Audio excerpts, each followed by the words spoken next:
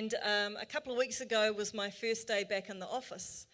And I came in and I set up my laptop, and there wasn't really anyone else around that particular day in the office. And I opened up my emails, and there were literally hundreds of emails there to greet me. Now, I am not that popular. Okay, let me just put it out there right now. Most of those emails, in fact, nearly all of those emails were emails from like businesses and shops and authors and all these different places that I had subscribed to over the years. And I sat there and I looked at them.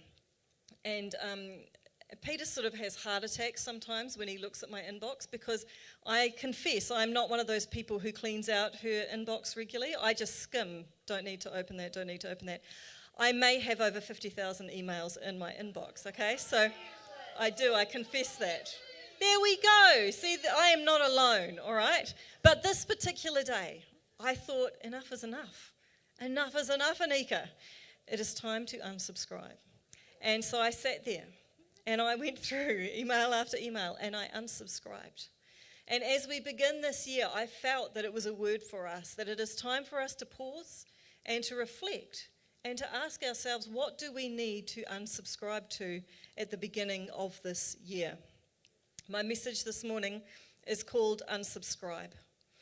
And sometimes there are things that we signed up to that were from years ago, but they are still going on in our life. I was shocked to see that one of the things I unsubscribed from was a parenting thing for parents of preschoolers. Now, most of you know that our youngest has just finished college.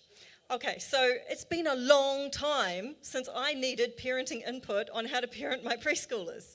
But it made me think, how long do we sit with these things in our minds, cluttering up our space in our lives with things that we no longer need? So some emails I discovered were easier to unsubscribe to than others.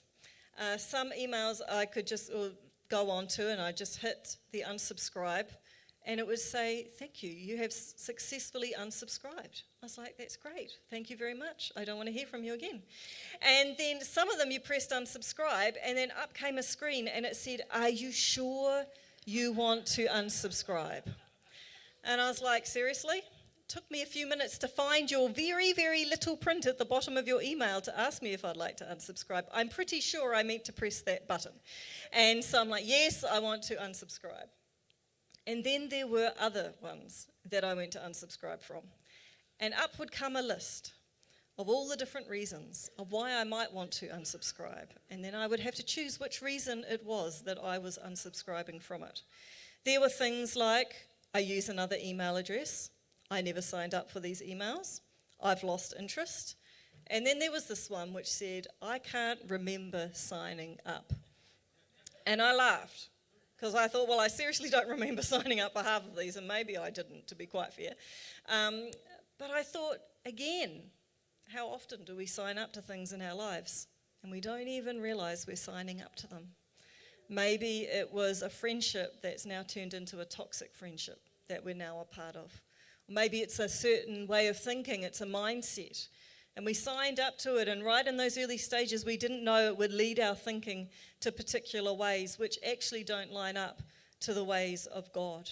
Perhaps it's a habit sending us down in a spiral. It's time to hit unsubscribe to negative influences which have crept into our lives without us knowing.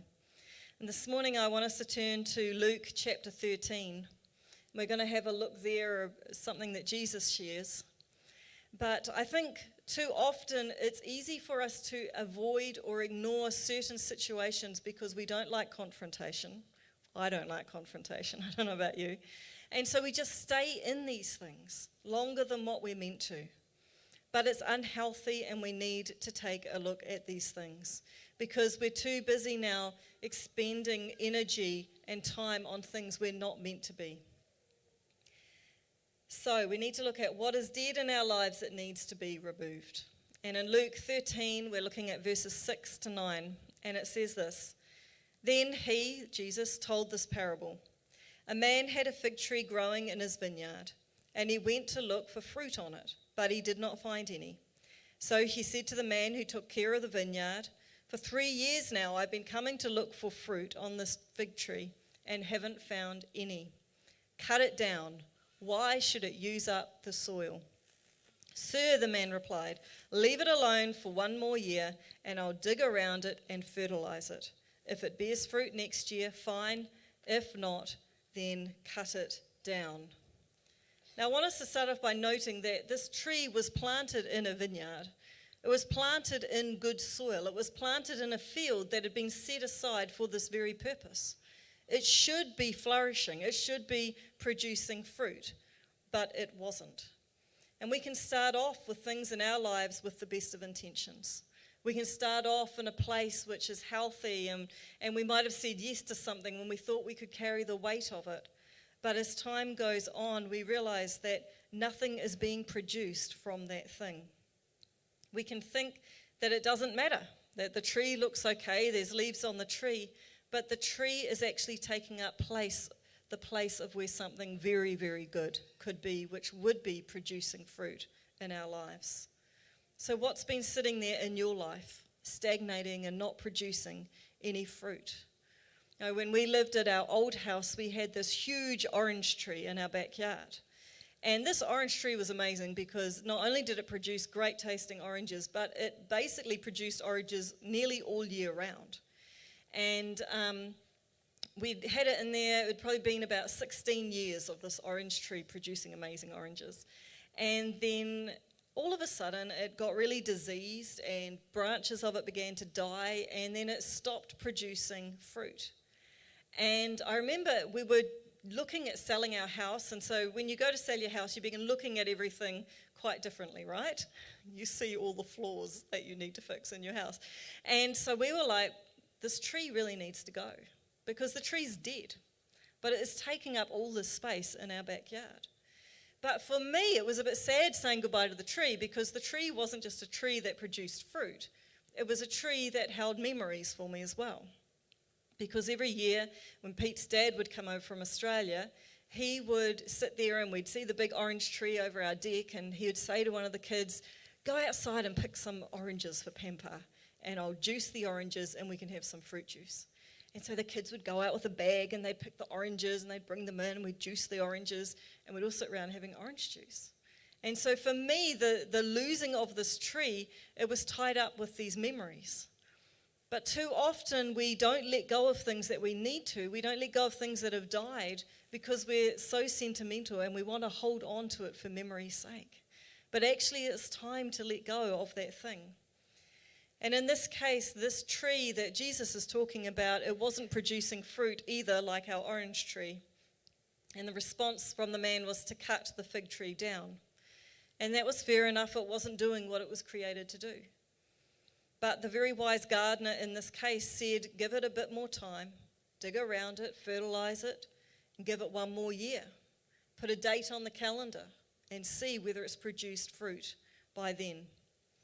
And sometimes we have to unsubscribe to things immediately, like I did with my emails, but then at other times we need to take some time. We need to pause. We need to put a time on the calendar and go, how's it going to be in this amount of time? Perhaps it's with a business, or it's with something that you're doing, a course that you're involved in. Maybe you're thinking, this is all too hard, I don't think this is working, but God's saying, just put a date on the calendar and put everything into it for the next time, and then see how it's producing after that. We had this exact thing happen for us many years ago. We were in this really difficult situation, and it was just ripping us apart. And I remember that Peter went to get some wise counsel, and he said to them, what should I do? Do I just get out? And they said, no, what you should do is you need to count 3 months ahead, put a circle on the calendar, and you're to give it everything for the next 3 months. You need to pray. You need to bring meetings together of these people. You need to get wise input. You need to do everything you can. And so we did that. And after the 3 months, we looked at the calendar and we're like, nothing has changed. In fact, things have gotten worse. And so the person said, okay, it's time to get out of this because it's toxic and it's killing you.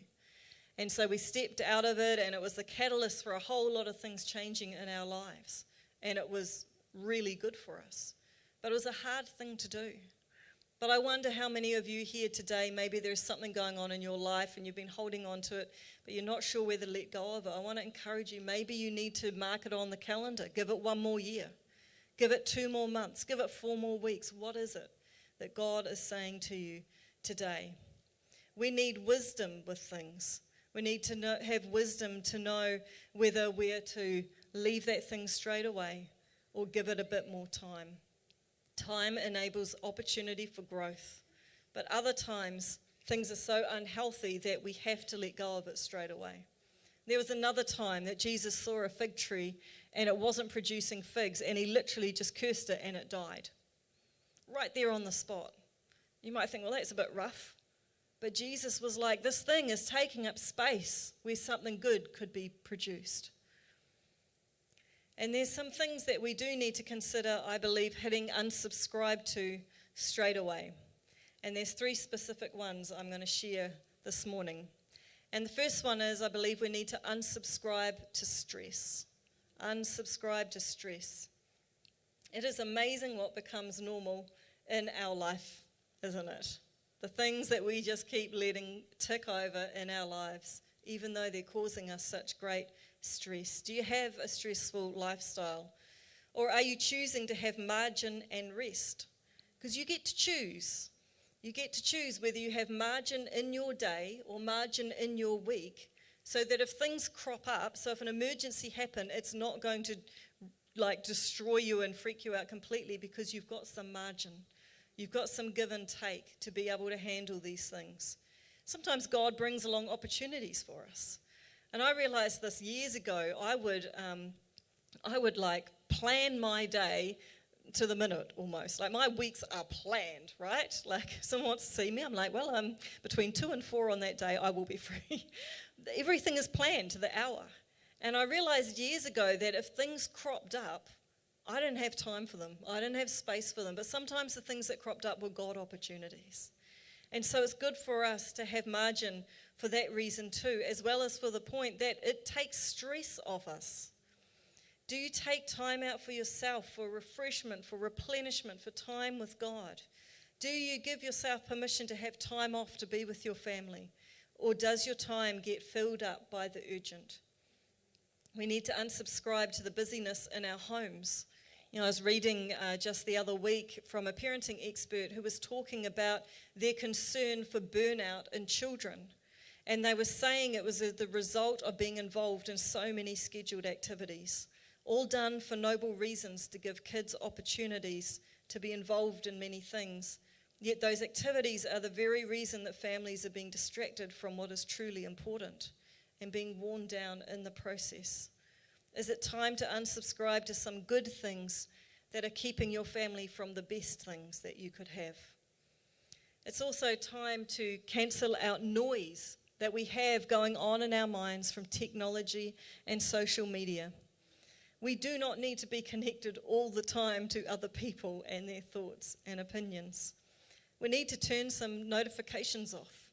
You know, I was looking into this and it said notifications trigger a release of dopamine, a neurotransmitter that creates a sense of anticipation and addiction, which leads us to keep checking our phones in anticipation for new notifications. This leads to a sense of pressure to always be connected and to respond. There's this pressure, isn't it? Where's my phone? I wonder if someone's trying to contact me. It doesn't matter. We need a break. You know, some years ago, this is my second smartwatch, but I showered with my first smartwatch, and you shouldn't shower with your smartwatch, I learned. But my first smartwatch, I remember when I got that, the reason I got it was to read my heart rate, because I had heart issues going on. It kept going up to like 160, so I needed to know what my heart was doing. But I remember scrolling through my watch, and on there it said messages.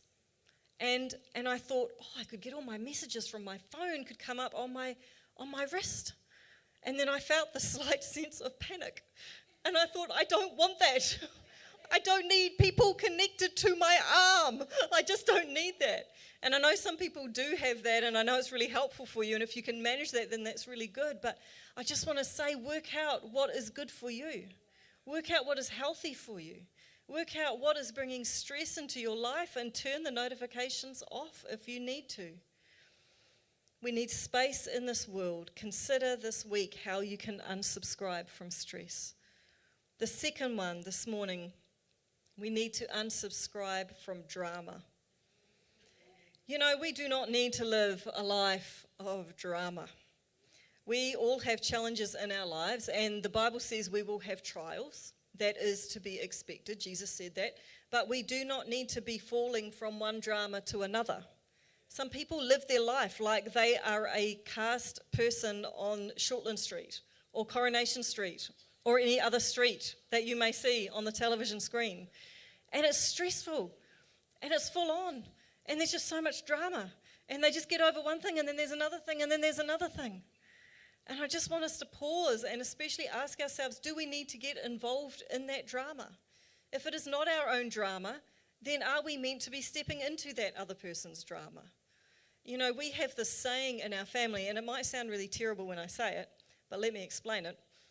But we have this saying in our family, and the saying is, not my circus, not my monkeys. And there are so many times when there might be something going on around one of our family members' lives, maybe it was at school, or, there's some drama going on, or there were people gossiping, or there were people fighting with one another. And we just look at it and we just say, is that your circus?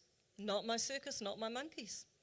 Because too often we get involved in the circus of other people's lives. And then we wonder why we're stressing out because that's not even our circle of influence. So why are we getting involved in it? We need to be careful. We need to ask ourselves, is this something that I should be involved in? Is this my area of influence? Is this something that God wants me to give my time, effort, thought, and energy to? And sometimes God says, yes, I do want you to get involved. Yes, I do want you to speak up and make a difference here. But I think a lot of the time, kind of like drama a little bit, right? Or like other people's dramas. Probably don't want your own drama. But you get a bit interested in the drama. So you want to hear about the drama. You want to talk about the drama. It's just leave the drama alone. It's time to unsubscribe to the drama around us. Circuses will suck you dry. Not my circus, not my monkeys. Proverbs 26:17 says, like one who grabs a stray dog by the ears is someone who rushes into a quarrel not their own. Do not grab a dog by its ears. It is not a good idea. All right, my third one to unsubscribe to this morning is unsubscribe from pain. At the beginning of last year, it was about March last year, I walked out the front. It was the end of my work day, and I walked out the front of church to get in my car, and I was saying goodbye to Claire, and I stepped backwards, and I didn't realise the culvert was there, and I tripped. And I fell backwards and landed smack on my back and whacked my head on the concrete wall of church. And yes, it was owl. And I was holding this casserole dish and I dropped that and it smashed everywhere. And thank you, Claire, because Claire cleaned up all the glass and all the food from it. And we rang Peter and took me to the doctors, blah, blah, blah, because my back was in agony. And the doctor said, where are you sore? I was like, it's just sore everywhere. It's just sore everywhere. My head hurts and my mouth is bleeding and it just really hurts. And anyway, but it was very bad timing because I had to drive to Tauranga that Sunday to begin my first week of intensives to study. And so the whole week in Tauranga in classes, I'm in so much pain. I'm buying cushions, it was crazy. Anyway, so we get through that week and I come back and I'm still really in a lot of pain a week later. So I said to Pete, all right, I'll go back to the doctor. The doctor says, Anika, you've done something really bad to your back. You need to see a physio. I'm like, oh, yeah, okay. Well, I don't do anything about it because I think, well, the pain will go away, right? Surely it'll get better by itself. I don't really want anyone touching me. So I'm not going to bother. Anyway, it went on, and Pete was sick of hearing me ouching all the time. We had that Raising Disciples event here, and I remember Pete and we sat on stools, and the whole time I was just thinking, I'm in so much pain, and I was trying to speak, and it was just not good. So this one Friday, Peter said to me, Anika, you need to make an appointment with the physio today. By 5 o'clock today, you need to have made this appointment. I was like, okay. So I go off to this lunch. I'm sitting at this lunch, and I talk to this woman across from me who I've never met before.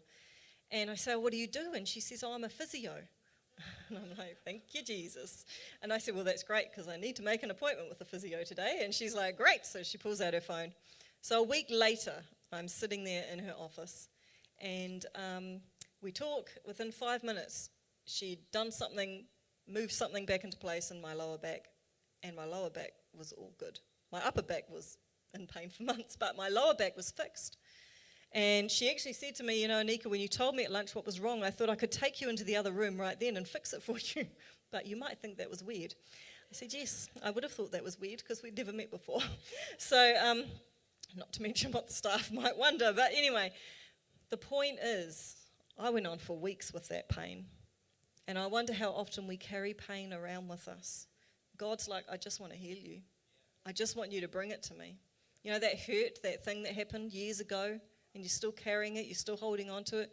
You need to come and bring that to me. Too often our pain becomes a part of our identity. If you're going around the same mountain over and over, then it's probably time to change tact, to subscribe to a new way of living and solutions, even if it costs you something like letting go or forgiving someone. If you're going into this year unsure of what you need to unsubscribe from, then I have really good news, because the Bible outlines it very, very clearly. And we're going to have a look at Colossians chapter 3. And it tells us right here in Colossians 3 what we need to unsubscribe to. And it says here in verses 5 to 10, put to death, therefore, whatever belongs to your earthly nature. Unsubscribe to sexual immorality, impurity, lust, evil desires, and greed, which is idolatry. Because of these, the wrath of God is coming. That's God's anger. You used to walk in these ways in the life you once lived. But now you must also rid yourselves, in case you didn't realize you thought you were all good with those first ones. It's all right, there's more that you can unsubscribe to. Unsubscribe to all such things as these: anger, rage, malice, slander, filthy language from your lips. Do not lie to each other, since you have taken off your old self with its practices and put on the new self, which is being renewed in the knowledge in the image of its creator. It is time to unsubscribe to these things. It's so black and white. Destruction follows when we choose to do the things on this list. Destruction in our minds, in our marriages, in our families, and with our friends. It's time to let go of them. It's vital we unsubscribe. But our lives are not just about unsubscribing. Our lives are also about subscribing to things. And the Bible makes it clear some things that we are to subscribe to. Some people think, God just wants us to not do anything because he wants to make our lives really boring. No, God knows what is right for you. He created you. He knows what will make you healthy. He knows what will give you life, and he knows what will kill you. And so here in Colossians 3:12, it says, therefore, as God's chosen people, holy and dearly loved, clothe yourselves with, subscribe to, compassion, kindness, humility, gentleness, and patience. Subscribe to bearing with one another and forgiving one another if any of you has a grievance against someone. Subscribe to forgiveness, it says. Forgive as the Lord forgave you. And over all these virtues, put on, subscribe to love, which binds them all together in perfect unity. Let the peace of Christ rule in your hearts, since as members of one body, you are called to peace, and be thankful. In other words, subscribe to peace, subscribe to thankfulness. So what does that look like in your life? What does that look like in your workplace? What does that look like in your communication? What does that look like in your attitude towards others? It's important that we're choosing to respond in the way that Jesus would have us react, to be connected to his grace and his love and his peace through his Holy Spirit. We need to ultimately be subscribed to him, to have regular time with him, regular input through the word, and regular time of prayer. And I wonder how often we have unsubscribed from God. As a church, we have an email list, email that goes out to people, and they can subscribe to it. And it keeps people up to date with what's happening at the church. And sometimes people get upset because they say, I didn't receive the email that told me about that. And so we have a look, because we can look, and we see, oh, like 2 years ago you unsubscribed from the mailing list. That's why you don't get the information anymore. That's why. How often do we unsubscribe to God? We don't want to listen to him. We don't want to hear that thing. So we unsubscribe. We filter him out. And we filter other voices in that we like better. We send them to our spam folder. We should never send God to our spam folder. We need to have him center and first in our lives. The most important thing that we can do is be subscribed to a personal relationship with God, submitted to him, having him first, saying, Lord, what is your will for my life? God, take me away from this first list of things in Colossians, and God, may I come and do these other things that you want me to subscribe to. If I can have the band come up. There's one last thing I wanted to share with you, and that is, like I said before, too often we think God wants us to have no fun, live a boring life, only subscribe to things that, are a bit sucky. And that's just so not the truth. God always knows what's best for our lives. He always knows. He just loves us so much. And he created each one of us individually. And he looks at us and he goes, I know what's right for you. I know what's going to make your heart sing. I know what's going to make you come alive on the inside. And when we went to sell our house, I'm not actually that connected to trees, but this message makes me sound like I am. But the gardeners will be enjoying it. So one more story about trees. There was a tree in our backyard, and it was a plum tree.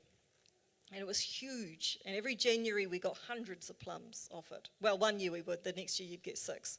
And then the next year you'd get 100 again. It's just how it worked. And someone will tell me why afterwards, I'm sure. And anyway, we had this beautiful plum tree. And not only did it produce fruit, but every September, on the week of our wedding anniversary, it would blossom. Beautiful white blossoms all over this tree. And when we sold the house and we were leaving that house, I looked out, because it was September, I looked out and I saw all the blossoms. And in my heart, I was like, oh, Lord, I'm not going to see the blossoms anymore. No more blossoms on the tree. But that's okay, because we've got our new house. So we move into our new house, and a few days later, I look at our bedroom window, and there are these blossoms beginning to appear on the tree outside our window. And they were pink, which I liked better than the white ones on the old tree. And it just started blossoming, all these blossoms, the week of our wedding anniversary. And something in me just thought, oh gosh, you're so good. Because I would not have probably even articulated that to somebody, but he knew just something that I loved about our old place. And he brought it to our new house. Now, for the last 3 years, this tree has not bared any fruit. Chop it down, no. It hasn't bared any fruit. One year, these little round hard things came out, and we tried to work out what they were, but then they just all fell off and they died, and that was that, because we'd had to keep pruning the tree. And when you get pruned, the fruit takes some time to come. Anyway, this year it is fruiting. It is producing fruit. And right now, outside my bedroom window, I look out the window and I see over 100 nectarines on this tree. Now, I really liked plums, but I love nectarines. If you ask me what is my favorite fruit, one of them would be, I love nectarines, and I never buy them because they're too expensive. And but now I can reach out my bedroom window and I can have a nectarine. God is so good. Sometimes we go, God, I don't want to unsubscribe to that thing because I really like it. And I don't know what's going to happen if I let go of that thing. And God's just saying, just let go of it. I have got something so much better than you could ever imagine. So much better. That thing that you think isn't dragging you down, but it actually is. God's like, just let go of it. You don't need that in your life anymore. It's time to let go. It is time to hit unsubscribe.